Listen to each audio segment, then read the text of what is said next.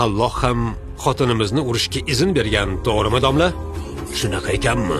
Ya'ni eriga quloq solmasa yo'q. Jinoyatchi Jamil, sen ham xotiningni urasanmi? Xotinim gapimni ikki qilmaydi.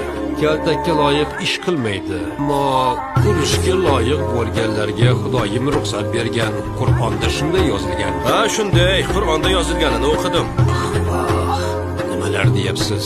Alloh erkakka ayolga qo'l ko'tarishiga ruxsat berishi mumkinmi? Kun bo'lganida payg'ambarimiz ham xotinlarni urgan bo'lardi. Menga aytinglarchi, Rasululloh necha marta ayollarni do'pposlagan? Ana payg'ambar alayhisalomga ayolga qo'l ko'tarishni munosib ko'rmadingiz-a? Munosib ko'rilmaydi-da.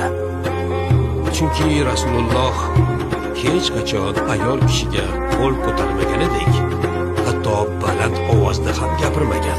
Payg'ambarimizga loyiq ko'rmaganimiz bu illatni Allohning amri deb hujjat qilishga qanday jur'at qildingiz?